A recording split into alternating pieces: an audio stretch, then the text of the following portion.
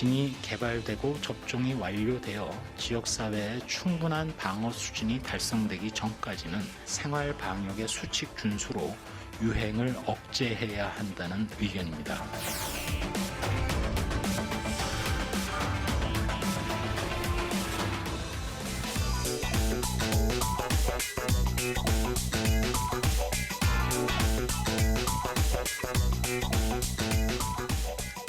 네, 사사건건 플러스 앞서 전해드렸던 검언유착 의혹 수사 관련해서 더 자세히 짚어보도록 하겠습니다. 최영일 시사평론가 양지열 변호사와 함께합니다. 안녕하십니까? 안녕하세요. 네, 안녕하세요.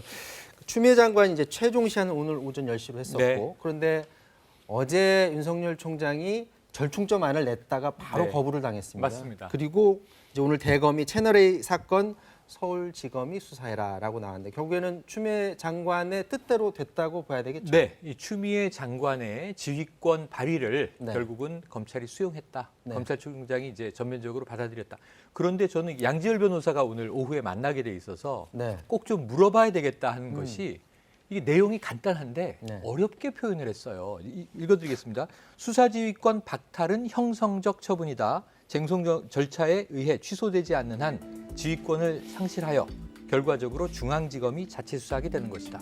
이게 너무 어려운 용어가 많아서 왜 이렇게 표현을 했어야 할까요? 해석해 주시죠, 말라옹. 사실 저도 이 얘기에 굉장히 의문을 표시를 했던 게요. 네. 일단 형성적 처분이라고 하는 게 무슨 얘기냐면 네. 우리가 이 행정청, 그러니까 독자적으로 법적 의견을 외부에 표시할 수 있는 권한을 가진 행정청이 밖으로 나가는 의사표시를 처분이라고 합니다. 근데 여기 형성적이라는 것은 그 의사를 표시하는 순간에 이 대상자에 대해서 권리 의무가 바로 생기고 없어지거나 하는 겁니다. 그러니까 무슨 네. 얘기냐면 추가적인 어떤 이행이 필요한 조치가 아니라는 거예요. 네. 그러니까 더 쉽게 풀어서 말씀드리자면 이미 이 추미애 장관이 수사 지휘를 하는 순간 윤석열 총장은 수사권이 배제가 배제된 거다. 됐다. 네. 그러니까 그렇기 때문에 여기에 대해서 받아들이고 안 받아들이고 할 수 있는 상황이 아니었다. 네. 근데 그렇게 되면 이상해지는 게 그럼 지난 일주일 동안 뭘 뭐 한 했던 거죠? 겁니까?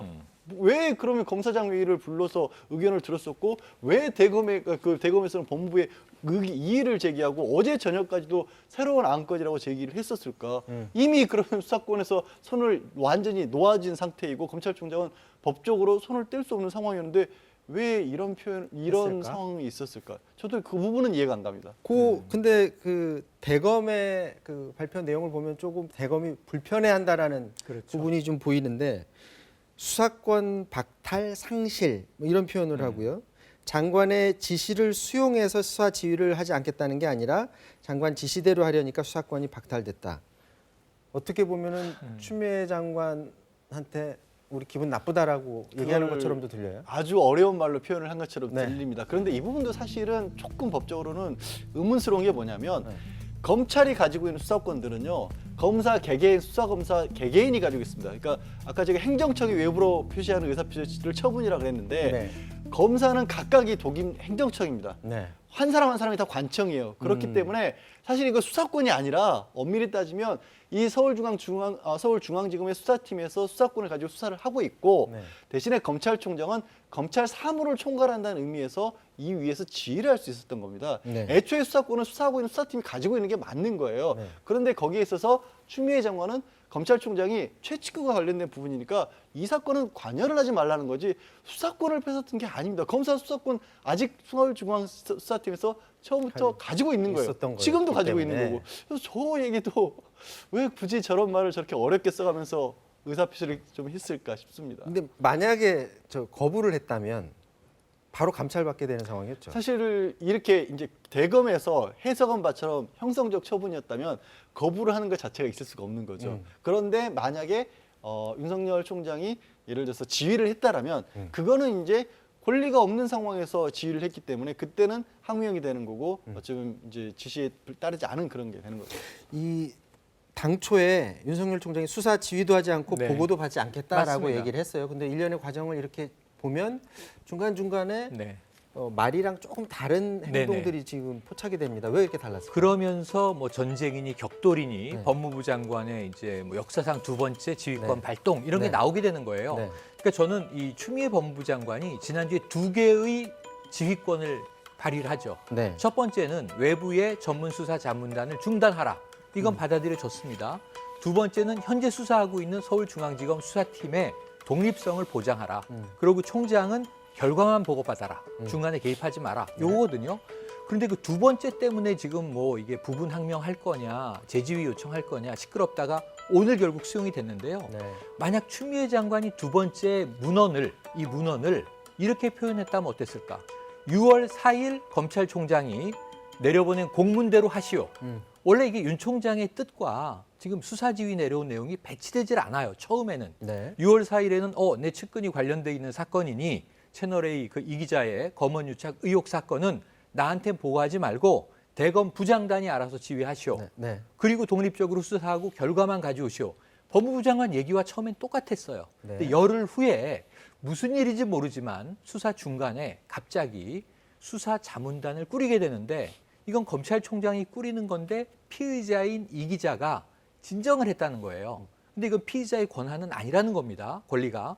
수사심의위원회는 요구할 수 있지만 이게 전문 수사 자문단은 요구할 수가 없고 총장의 의도가 개입됐다라는 의혹이 시작되면서 법무부와 검찰의 공방이 이때부터 시작된 거거든요. 네. 그렇게 본다면은 이 차라리 이 검찰총장은 처음에 본인이 공문 내려보냈던 대로 나는 하겠다라고 하면 아무 마찰의 문제가 없었던 거죠. 윤석열 총장이 피의자가 요청하는 네. 수사자문단 구성하는 게 안 된다는 것 자체를 몰랐을 리는 없었던 없겠죠. 것 당연히 같고요. 없겠죠.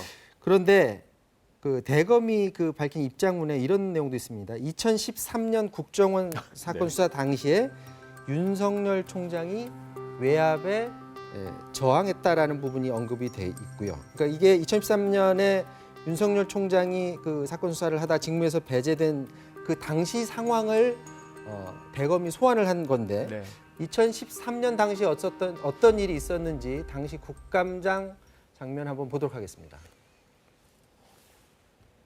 직무에서 손 떼라. 그리고 직원들을 빨리 석방시켜라. 그다음에 압수문을 전부 돌려줘라. 하는 지시가 왔길래 외압이 들어오는 것을 보니 이거 수사해서 기소도 제대로 못하겠다. 이게 검사장님 모시고 이 사건을 계속 끌고 나가기는 불가능하다는 판단을 했습니다. 정말 중대 범죄고 이거 수사를 해야 된다는데 하지 마라라고 하는 것에 대해서는 그거는 적법성의 이견이 있어서 이의 제기를 해야 되는 문제가 아니고 그 지시는 따르면 안 되는 겁니다. 위법한 지시는. 그러니까 주장하는 건 이거 같아요. 이번 건에 법무부 장관이 총장을 배제한 게 2013년 당시하고 좀 비슷한 것 아니냐라는 것을 얘기하는 것 같은데 이번 건 보면은 오히려 윤석열 총장 아래에 있는 수사팀이 수사에서 배제되는 듯한 상황으로 비춰지거든요. 그때 당시하고 비교 대상이 안 되지 않나요? 그러니까 왜 이 얘기를 또 굳이 대검에서 언급했는지도 이해가 안 가는 게 말씀하신 것처럼 대검의 취지는 2013년에 저 국감장의 모습이 아마 검사 윤석열을 전 대한민국 그렇죠. 사람들이 네. 알게끔 만든 그 장면인데 그때처럼 또 검찰총장이 어떻게 보면 외압을 받았다라는 의도인 것 같습니다. 하지만 받아들이는 쪽에서는 아니 그때는 이 중앙지검장이 있었고 밑에 이제 검사로 수사를 했지만 지금은 본인이 검찰총장이고 말씀하신 것처럼 네. 밑에 서울중앙수사팀인데 서울중앙수사팀이 네. 손을 떼도록 지금 검찰총장이 오히려 외압을 행사한 거 아니냐. 반면에 그래서 추미애 장관은 그거를 끊어낸 거 아니냐라는 해석이 또 반론이 가능했거든요.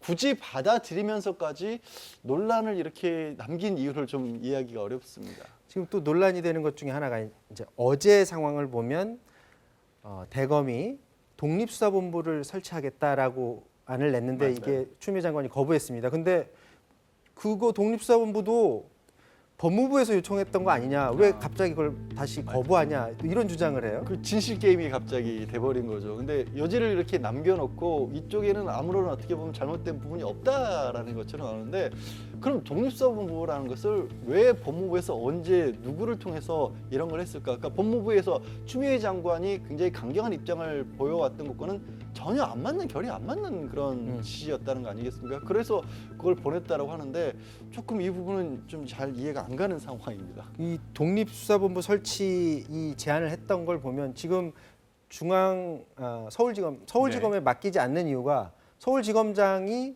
마음에 안 드는 것일 수도 있고 서울지검장을 믿고 맡기기에는 수사에 뭔가 문제가 있을 수도 있고 이렇게 판단한 걸까요? 그러니까 윤 총장 같은 경우에는 어제 저녁에 물론 이제 추미애 장관이 1시간 40분 만에 받아들이지 않겠다고 했던 그 독립수사본부를 제안하면서 나온 게 이 전체 사건 채널A 관련 전체 사건을 공정하게 수사할 필요가 있다는 식의 얘기를 합니다. 그러니까 지금 윤 총장이나 대검에서 봤을 때는 서울중앙지검의 사건이 일부에 한해서 조금 편파성 있게 수사되고 있다라는 인식을 가지고 있는 게 아니냐는 게 그 말들에서 드러나는 상황이었죠. 편파적이라고 보는 이유는 뭐였어요? 왜냐하면 그때 이제 초기에 채널A에 대해서 이 압수수색이 들어갈 때 서울중앙지검에서는 MBC에 대해서도 영장을 청구를 했었습니다. 그런데 MBC 영장은 기각이 됐었는데 추후 조치가 없었어요. 네. 그러면서 이제 윤 총장도 이 균형 있는 수사를 해야 된다라는 그런 얘기를 했었거든요. 그러니까 균형이 안 맞다라고 그때부터 보고 있었던 게 아닌가 하는 추측을 하게 만드는 거죠.